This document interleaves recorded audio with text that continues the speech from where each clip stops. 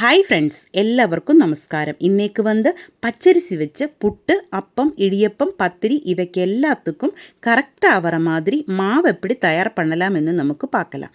கடையில் நிന്നും வாங்குகிற மாவினேக்கால் சுத்தமானதும் டேஸ்டானதும் சாஃப்டானதுமாய இடியப்பம், புட்டு எல்லாமே செய்கிறதுக்கு வீட்டில் തന്നെ நம்ம தயார் பண்ணுன மாவாக இருக்கும். எப்போவுமே நல்லது.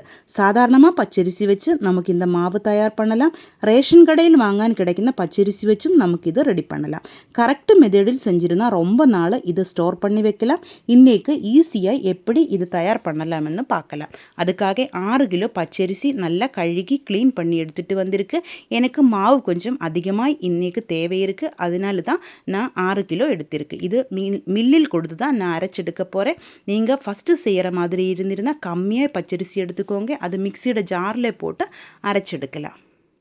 இனி இதிலேக்கு தண்ணி ஊற்றி ஒரு 15 நிமிஷம் நமக்கு அப்படியே ஊற வைக்கலாம். பின்னாடி வடித்து போட்டு எடுத்ததுக்கப்புறமா மில்லில் கொடுத்து அரைச்செடுக்கலாம். மாவு பச்சரிசி கம்மியாயிருந்தால் நமக்கு மிக்சியோட ஜாரில் போட்டு நல்லா அரைச்செடுக்கலாம்.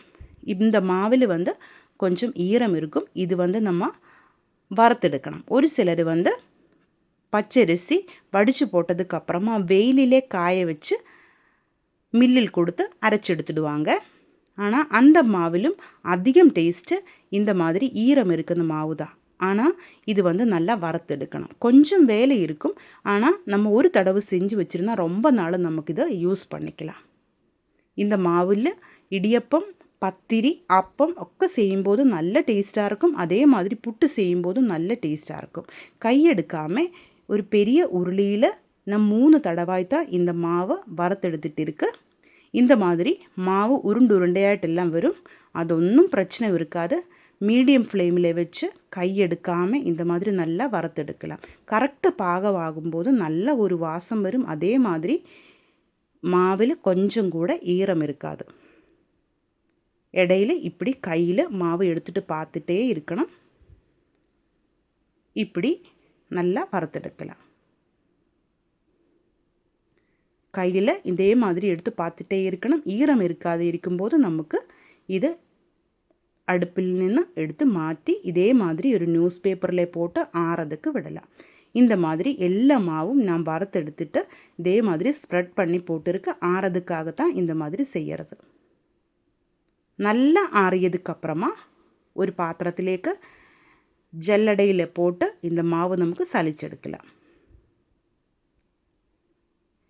இப்படி நல்லா சலிச்செடுக்கலாம். அதுக்குள்ளே நிறைய உருண்டை இருக்கும். அது ஒன்றும் பிரச்சனை இல்லை. பாருங்கள், இவ்வளோ உருண்டையாக மாவு இருக்கும். இதில் கொஞ்சம் ஈரவெல்லாம் இருக்கலாம். அதனால் நமக்கு அது ஒன்றும் பிரச்சனை இல்லை. கடைசியில் நமக்கு அதில் ஒரு டிப் இருக்குது, சொல்கிறேன். இது ஒரு தட்டிலேக்கு நமக்கு மாற்றி வைக்கலாம். இதே மாதிரி எல்லா மாவும் நமக்கு சலிச்செடுக்கலாம்.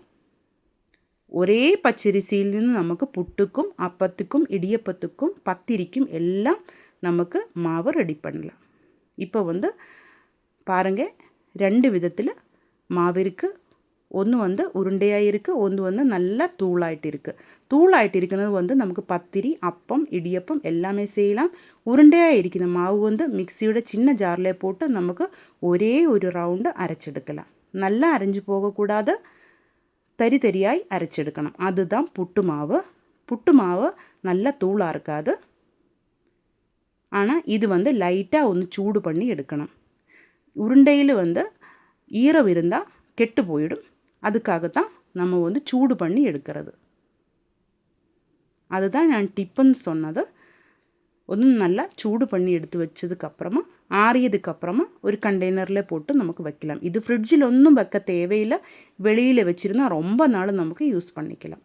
இப்போ பாருங்கள், ஒரே பச்சரிசியிலிருந்து நமக்கு புட்டு மாவும் ரெடியாகிருக்கு. அப்பத்துக்கும், இடியப்பத்துக்கும், பத்திரிக்கும் மாவு ரெடியாகிருக்கு. இந்த மாதிரி செஞ்சு வச்சுருந்தா ரொம்ப நாள் நமக்கு யூஸ் பண்ணிக்கலாம். இந்த மாதிரி ட்ரை பண்ணி பாருங்கள். இந்த வீடியோ உங்களுக்கு பிடிச்சிருந்தா கண்டிப்பாக என்னோடய சேனல் நீங்கள் சப்ஸ்கிரைப் பண்ணுங்கள். உங்கள் ஃப்ரெண்ட்ஸுக்கு ஷேர் பண்ணி கொடுங்க. கமெண்ட் பண்ணுங்கள். தேங்க்யூ.